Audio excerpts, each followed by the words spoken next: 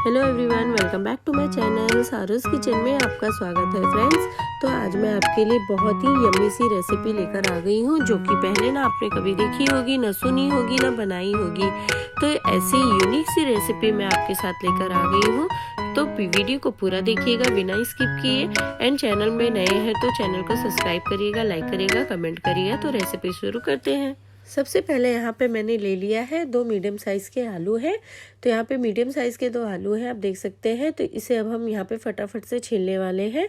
इन दोनों आलू को छील लेना है अच्छे से, सारे छिलकों को उतार देना है। और उतारने के बाद इसे अच्छे से हम वॉश करेंगे।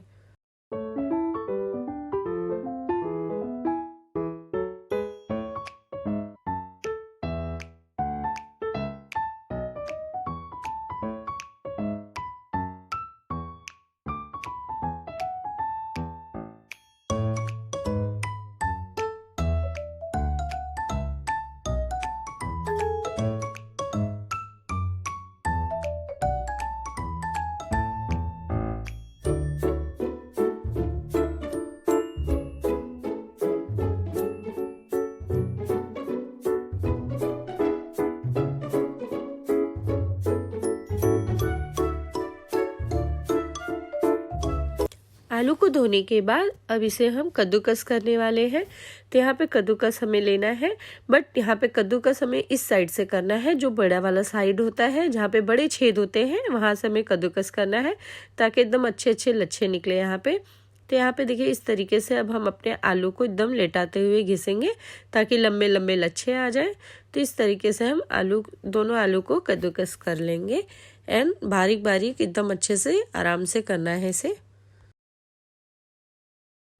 तो यहाँ पे हमने अपने आलू को कद्दूकस कर लिया है। ये इस तरीके से आप भी इसे कद्दूकस करिए।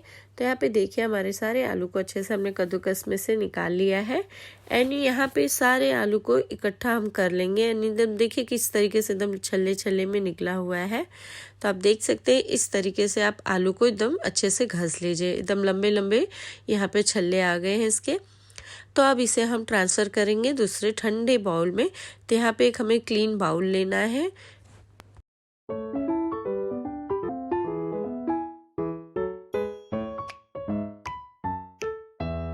यहाँ पे ले लिया है मैंने एक बाउल। तो बाउल को लेना है, इसमें अब हम ट्रांसफ़र कर देंगे अपने घिसे हुए आलू को। जो हमारे घिसे हुए आलू है, इसे इस पे हम ट्रांसफ़र करेंगे। एंड ट्रांसफ़र करने के बाद इसमें अब हम डालेंगे एकदम चिल्ड वाटर। तो यहाँ पे देखिए, इन सबको मैंने ट्रांसफ़र कर लिया है। अब यहाँ पे अब मैं डालने वाली एकदम ठंडा पानी, जो फ्रिज का पानी होता है, उसे डालना है, ताकि इसमें जितने भी इसके आलू के तत्व होते हैं वो बाहर आ जाएंगे और बहुत ही अच्छे से ये सेटल हो जाता है। तो ठंडे पानी में डाल देंगे। एंड थोड़ा सा हमें इसे मसलना है, ताकि इसमें जो भी एक्स्ट्राज पानी है वो सारी चीज़ें इसमें से निकल जाए। तो यहाँ पे आलू को एकदम अच्छे से हमें मसल देना है इस तरीके से। तो इस तरीके से करने से आपके आलू एकदम क्लीन, एकदम अच्छे से खिले खिले से दिखेंगे। ब्लैक नहीं रह जाएगा आलू, एकदम वाइट वाइट आपका दिखने लगेगा। तो आप देख सकते हैं, इसी तरीके से इसे मसाज करना है। 2 से 3 मिनट इसे अच्छे से हमें मसल देना है। जिस तरीके से हम चावल धोते हैं, उसी तरीके से इसे हमने धोना है और अलग अलग करते रहना है। तो इस तरीके से करने से हमारे आलू बहुत ही अच्छे से खिले खिले दिखने लग जाएंगे और बहुत ही फ्रेश हो जाता है आलू। तो यहाँ पे देखिए फ्रेंड्स, यहाँ पे एकदम अच्छे से मैंने इसे धो लिया है रगड़ कर। एंड अब इसे मैं छलनी में छान लूँगी। ये पानी को हम फेंक देंगे एंड इसे मैं छलनी में छान दूँगी। तो यहाँ पे देखिए, मैंने अपने आलू को इसमें छलनी में छान दिया है। इसके सारे पानी यहाँ से निकल चुके हैं, आप देख सकते हैं। तो ये एकदम अच्छे से ड्राई हो चुका है। तो हमें इसे निकाल लेना है, एकदम झटक देना है, ताकि पानी इसमें बिल्कुल भी ना रहे, इतना हमें वेट करना है। तो यहाँ पे देखिए फ्रेंड्स, एकदम पानी यहाँ से निकल चुका है, आलू एकदम ड्राई हो गया है। तो अब यहाँ पे हम अपना आगे का प्रोसेस चालू करते हैं। तो ये आलू जब हमारे ड्राई एकदम हो जाएंगे, सूख जाएंगे, पानी एकदम अच्छे से निकल जाएगा, फिर इसमें हम ऐड करेंगे अपने सारे मसाले। तो यहाँ पे मैंने ½ टेबल स्पून डाल दिया है हल्दी। एंड इसके बाद अब मैं यहाँ पे डाल दूँगी ½ tablespoon red chilli powder. जो हमारे कलर वाले रेड चिली पाउडर होते हैं, उसे यहाँ पे मैंने ऐड किया हुआ है। एंड इसके बाद मैं यहाँ पे ऐड करने वाली हूँ ½ टेबल स्पून जीरा, यानी कि क्यूमिन सीड। तो यहाँ पे मैंने जीरा को डाल दिया है। एंड इसके बाद अब मैं यहाँ पे डालूँगी स्वाद अनुसार नमक।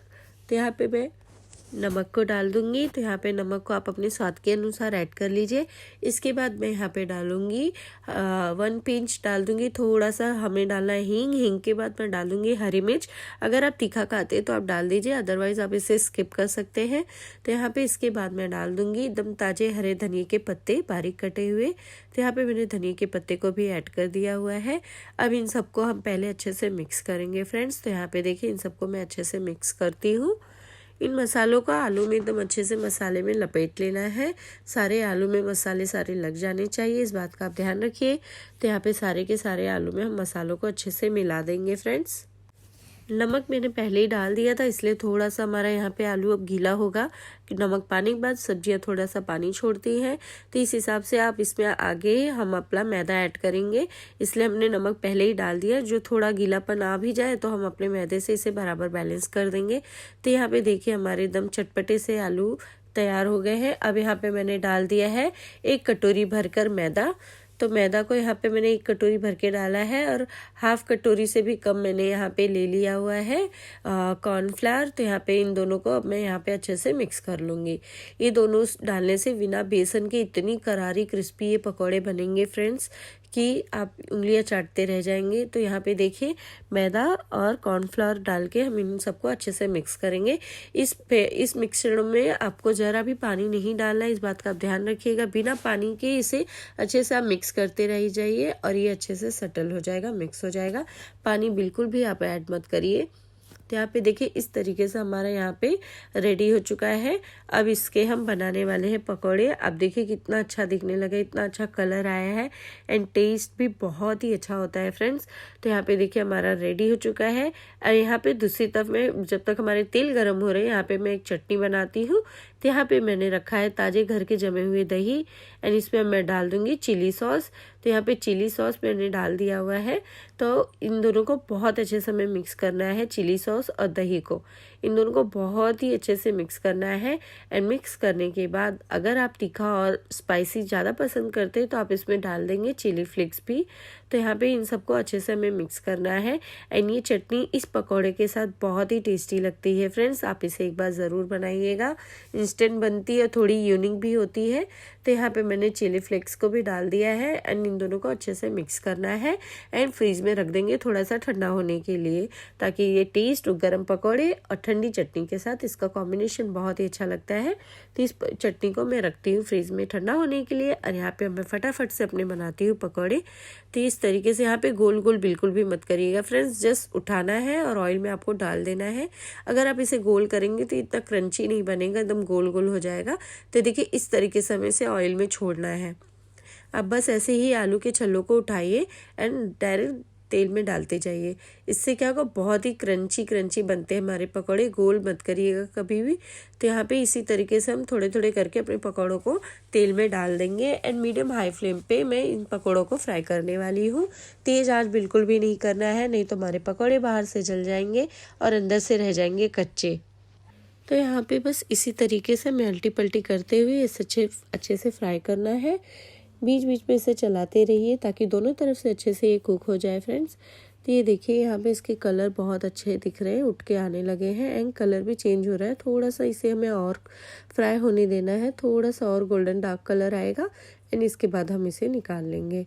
तो इसी तरीके से हम सारे के सारे पकौड़ों को फ्राई करने वाले हैं फ्रेंड्स और बहुत ही टेस्टी होता है ये यूनिक तरीके से पकौड़े। इस तरीके की पकौड़े अगर आप बनाकर खाएंगे तो आप प्याज के और बेसन के पकौड़े भी खाना भूल जाएंगे। तो यहाँ पे देखिए हमारे ये पकौड़े रेडी हो चुके हैं बनके।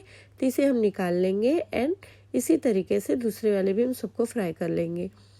तो यहाँ पे फ्रेंड्स इसी तरीके से एक एक बार करके हम पूरे के पूरे पकौड़ों को रेडी कर लेंगे। तो देखिए इस तरीके से पकौड़े आप बनाइए एंड ठंडी है फ्रेंड्स, गर्मा गर्म इस पकौड़े चाय के साथ इसे एंजॉय करिए। सुबह के ब्रेकफास्ट में स्नैक्स में आप बना लीजिए एंड खाइए। सो मेरी गर्मा गर्म पकौड़े यहाँ पे देखिए रेडी हो चुके हैं और यहाँ पे मैंने जो दही की चटनी बनाई हुई थी, चटनी एंड सॉस के साथ इसे हम गरम गरम सर्व करेंगे फ्रेंड्स। एंड अगर मेरी ये वीडियो आपको अच्छी लगी हो तो प्लीज़ लाइक सब्सक्राइब कमेंट करिएगा फ्रेंड्स, फीडबैक ज़रूर दीजिएगा। सो मिलते हैं नेक्स्ट वीडियो में नई रेसिपी के साथ, तब तक के लिए बाय बाय, टेक केयर, अपना ध्यान रखिएगा।